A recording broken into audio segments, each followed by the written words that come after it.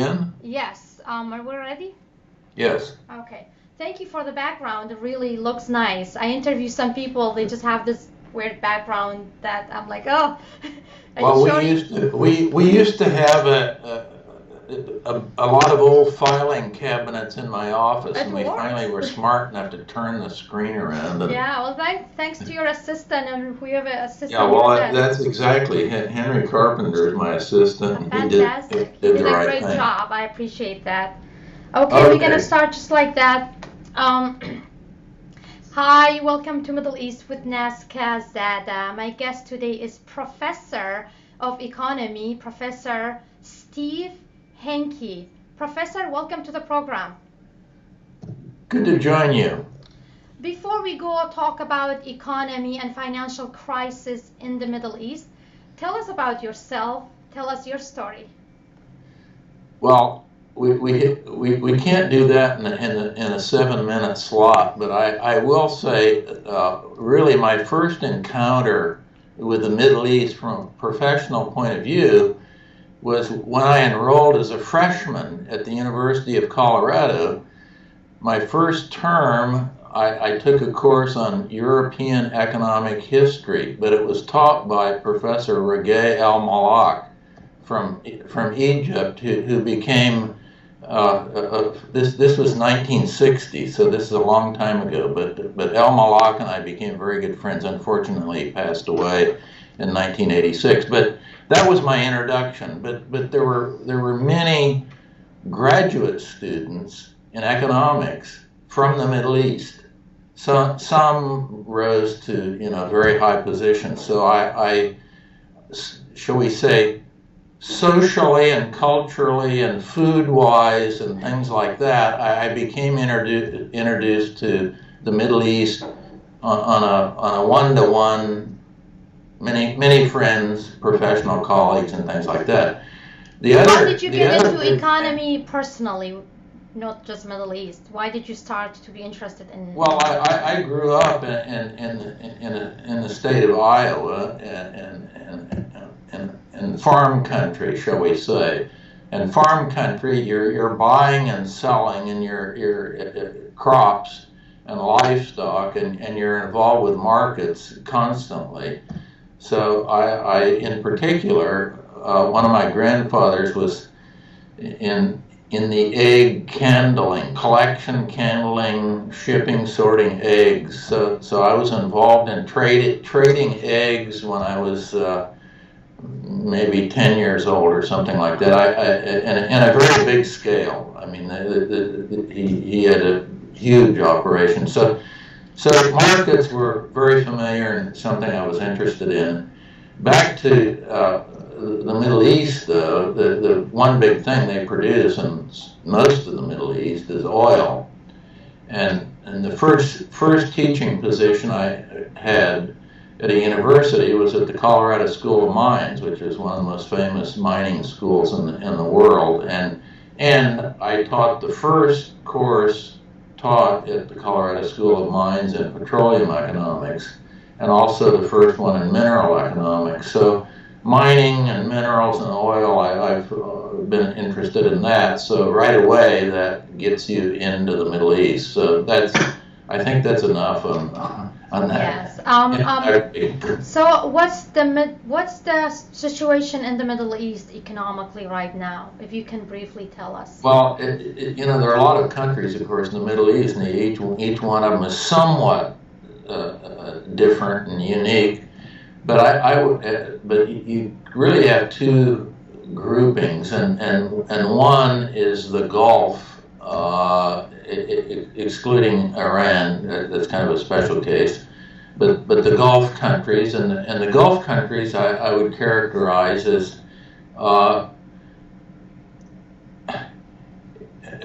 again, it's hard to even talk about the Gulf as a group, because you have Saudi Arabia and then we can talk about Saudi Arabia. So Saudi Arabia, the big problem in all these Gulf countries, but particularly in Saudi Arabia, it's a huge welfare state, a transfer society, that they pump oil and they nationals, the people who are indigenous Saudis, not the expats who do a lot of the work, but the nationals essentially do very little work. Most of them work for the civil service or the government or some state-owned enterprise. They get very good. They have had very high wages, very high benefits, free schools, free this, free that, free for doing little. So and the population's growing very rapidly. So you have a problem unless you have a money pump, an oil pump that is going to pump a lot of money out to continue to finance that kind of transfer activity. You've got to change the model, and I think the princes realize that, number one, they might not have the oil in the future because they're both internal and external threats in Saudi Arabia. So if you don't think you're going to have the resource that's going to pump the money in the future, what do? You pump it now and take the money and run and put the money in a bank account in Zurich. So that's what's going on really in Saudi Arabia, and they're trying to change the model. Professor, do you think the government has a plan?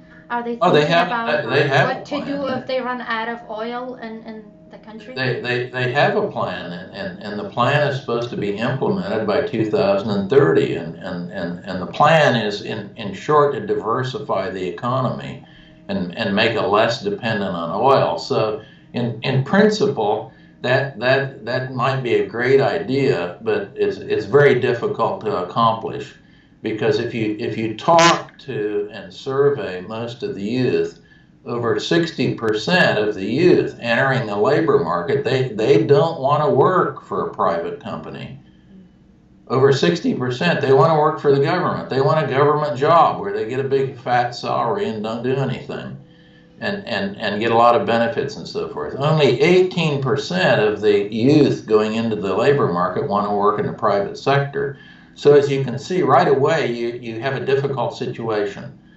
And the other thing is, not only the preferences of the youth aren't to work in the private sector, but also their training is such that they're not well suited for private sector employment.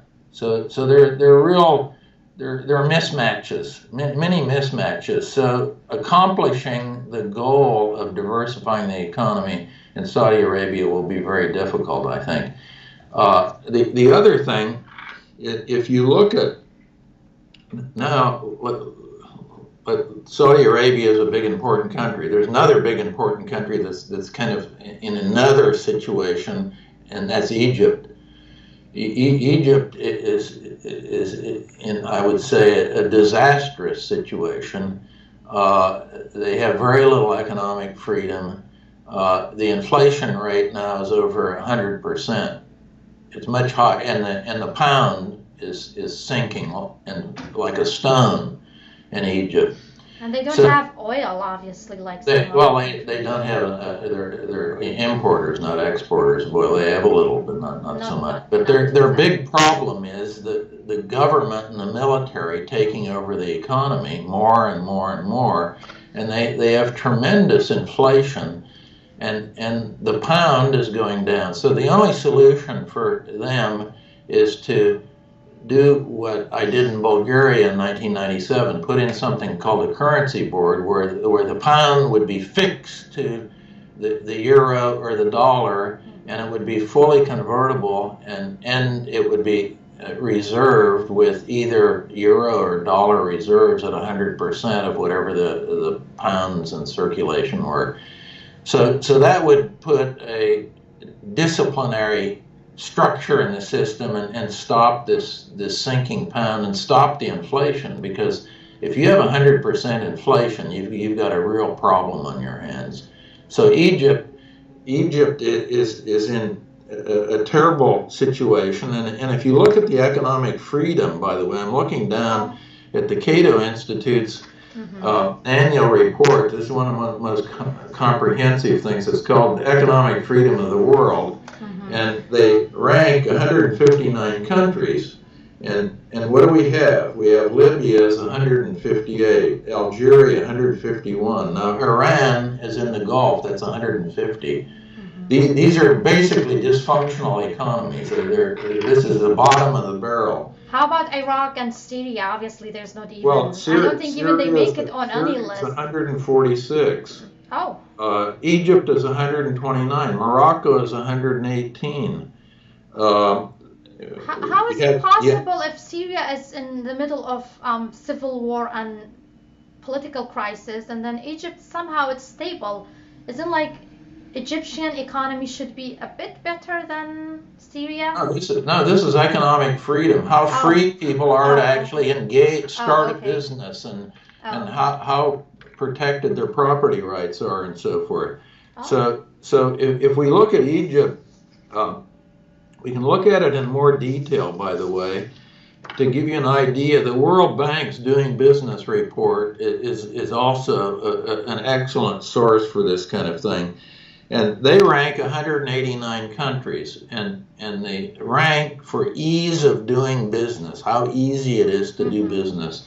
Can you, overall, Professor, 73 in Egypt. Could you define economic freedom for people who don't know much about economy, just, 101 economic freedom to buy and sell something, and if you have a currency, is the currency stable or not? That's part of economic freedom.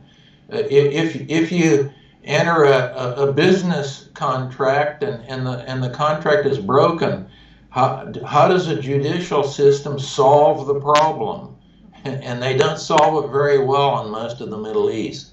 It's a tough place to do business. Even Saudi Arabia has one of the worst scores on resolving insolvencies. That's his property rights issue. How about UAE and Qatar? Qatar is good.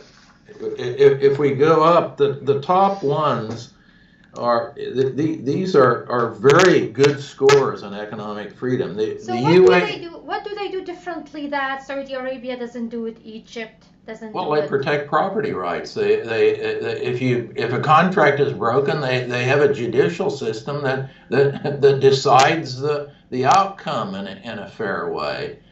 And basically they have what I call a soft infrastructure. It's more transparent and more reliable. If something goes wrong, you know what the roadmap is going forward, and you can find your way through the judicial process to get it sorted out. That's it. And how secure are your property rights? Is the government going to come in and take your property away from you? And if they do, are they going to give you some money for it? That is a key issue. It's all revolving around freedom to do business, freedom to have few regulations. Economic freedom is where you have few regulations, and you know what the regulations are. They're fixed and certain. So UAE is on the Cato Institute World Economic Freedom. They rank number 5. Very high ranking. I mean, one of the best in the world. Also, Qatar is 12, very high. Jordan now is 14. Jordan is very high on economic freedom. But we go down the list, and Saudi Arabia, see, is 85. Turkey is 90. Tunisia, 108. Yemen, 115. Most of the problems in the Middle East are revolving precisely around the lack of economic freedom. The government has everyone tied up in regulations and red tape, and they can't do anything. You look at Egypt, the currency, the pound, it's a joke. And there are all kinds of restrictions and foreign exchange controls on exchanging pounds for dollars, or euros, or any other currency. So it makes it impossible for business to be conducted. Wheat is a big thing they import in Egypt. Well, it's very hard to import because you can't get the dollars to import the wheat. And wheat sold in dollars. No one is going to sell you wheat for and accept pounds. If you can give some advices to those countries, just in general, if you're in charge of advising them to fix some of those economic issues. The main problem with many of the countries is their currency. So they should all install currency boards. They can have a local money, but the local money trades at a fixed exchange rate with the US dollar or the euro, and the local money is backed with 100% reserves in either the dollar or the euro, whatever the anchor currency is. That's step one. And step two is to slash the government regulations and get rid of as much of the government bureaucracy as you possibly can. Now, this is hard in a place like Egypt because, number one, endemically they've had lots of bureaucrats, so you have a lot of corruption. In all these countries, you have huge corruption because you have government regulations. And government regulations are imposed by the bureaucrats. Well, how do you get around the government regulations? You bribe the bureaucrat. You pay him a little baksheesh and take care of the problem. But it's expensive, and it takes a lot of time, and it takes a lot of money, and it's very uncertain how long the bribe will work because the bureaucrat will come back and ask for more money. Recently, you wrote about Saudi Arabia changed some calendar on October 1st of this year. Yeah. Tell us about how this is affecting their economy. Well, the main thing they use most of the Muslim world, they use a lunar calendar, or if you will, Islamic calendar. So that is what they had, but by using the Gregorian calendar, the Gregorian calendar has 10.9 more days in a year than a lunar calendar does. So if you make the year longer in Saudi Arabia and you pay people the same amount of money, what's that mean? The amount you get per day in wages is less. So it's in effect a way to reduce wages. That's why they did it. It's like taking a pay cut because now you're getting the same amount of pay, or in the case of Saudi Arabia, they actually have cut wages too. But assume you get the same amount. Well, you have to work 10.9 more days per year to get the same amount of money. Let's talk about ISIS and black market. ISIS, the terrorist group mostly in Syria and Iraq, sells its oil, but who's buying it? It's like there must be countries buying it, but why nobody or superpowers or international community cannot find out who's buying it and they can get some consequences? What do you think? Well, I can turn the question around and ask you, well, why haven't they wiped out ISIS? Exactly. That's a question I'm asking my guest, which is going to join us from Syria to talk about that, which is very interesting. It's the same, but the black market, do we know anything about that black market? Is there any information you can share?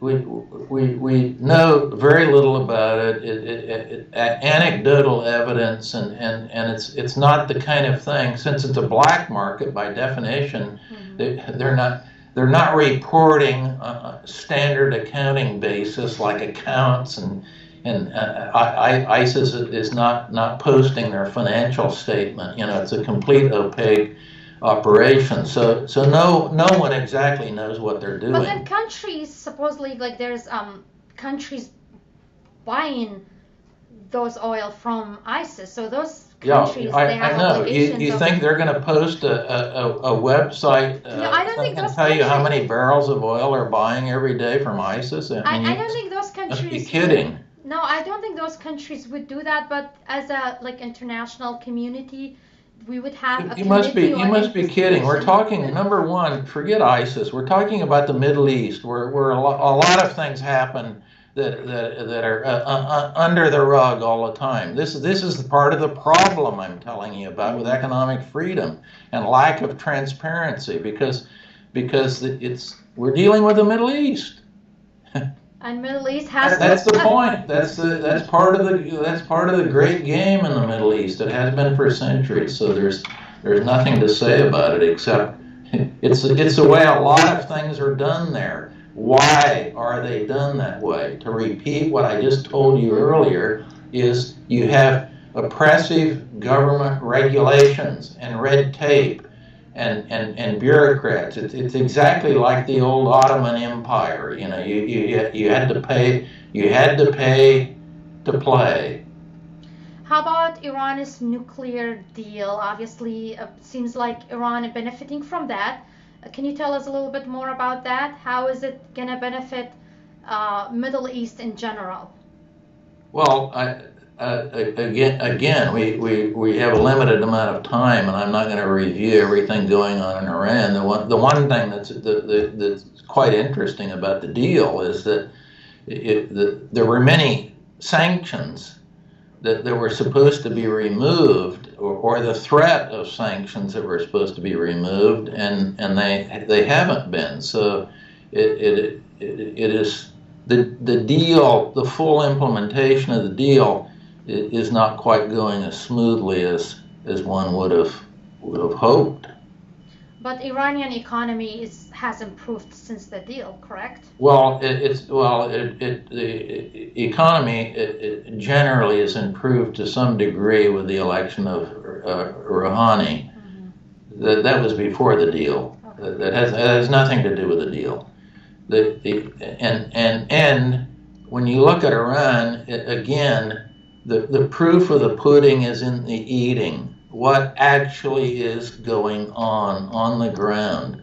We have a lot of talk about everyone interested in selling airplanes and trains and everything else to Iran, but the question is, how many planes have actually been delivered? Who's actually sold a plane? So there, if you read, you have to realize that the press, there's something I call a 95% rule. And that is 95% of whatever you read in the press, the financial press, is either wrong or irrelevant. Yeah. It isn't that it's biased. It's either just wrong or irrelevant.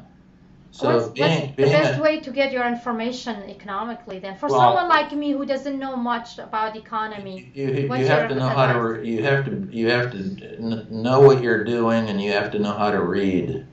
Because there's mainstream media that they keep reporting the same thing, and you keep reading, you wake up for the newspapers and online informations and all television shows.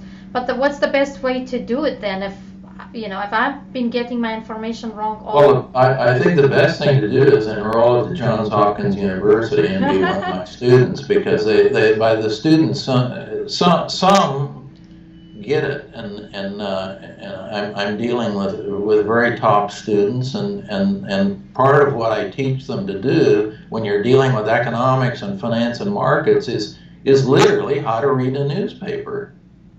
Well, not everybody can enroll at universities. I'm just saying, for somebody who's if they're not, the chances of them being able to make intelligent decisions is lower than if they would. Okay, well, let's move to, I know you mentioned about what's going to happen in the Middle East if they run out of oil. What do you think? Well, they're not going to run out of oil. You never run out of anything. It just costs too much to produce it. So what happens? In other words, they're not going to pump until there's not one drop of oil left in the Middle East. It will eventually, the pumpage will slow down simply because the costs start increasing as you go to more and more marginal reserves. But that's way off in the future. It's not really worth talking about. We're talking about today and what's going to happen in the next generation. Let's say the next 20 years. Mm-hmm. And let's talk about and that would envelop, you see, the Saudis' new plan to be introduced and completed by 2030. So it's that kind of time span. You can't go any longer than that. Otherwise, it really becomes kind of silly. I mean, you're you're trying to read a crystal ball rather than do some kind of analysis. So true. Let's talk about Iraq, Syria, Lebanon. Those countries, they don't have to rely on oil necessarily because they have natural resources. Do you have any advice? Like, what do they need to do? The governments, obviously. What do they need to do so they, they prepare? Well, increase their economic freedom score, and the best way to do that is get rid of as much government as you possibly can. Okay, that seems like economic freedom is really important for the Middle East and from anywhere around the globe. If we can talk about some hits and some misses economically in the Middle East in 2016, we are about to welcome 2017. What do you think? I think we're going to see more of the same. The best way to predict 2017 is to just say we're going to repeat what we had in 2016. Mm-hmm. Because things in the Middle East don't move very fast. The structure of things doesn't change. So from one year to the next, nothing much is going to change. For example, these economic freedom scores and the World Bank doing business report, the ratings and so forth, they won't change very much this next year. Meaning structurally, they're locked in a box in the Middle East, and they can't. They're not going anyplace. Oh, that's we are going to move to. If you don't have to answer, but tell us something personal about yourself, so your audience. You have a lot of followers on Twitter, so they get to know you more. What's your favorite food, and do you like tea or coffee? It's something we just want to end our show with something just more light, not politics. Well, again, the menu of Middle Eastern food, for example, that I like is quite extensive. Although you just personal favorite food doesn't have to be Middle Eastern food. Well, my favorite foods are always in Mrs. Hankey's kitchen every night when I go home. Oh, nice! And what's the favorite? What's the signature dish? Well, she has an extremely wide range of food, including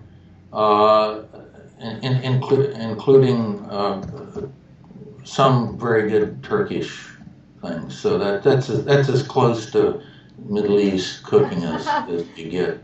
Are you tea or coffee person? Coffee for breakfast. Okay, fantastic. Well, thank you so much, Professor Steve Hankey, for joining us via Skype. And it was a pleasure talking to you. Good to talk to you. Thank you. Thank you so much, and have a great day. Thank you. Bye-bye.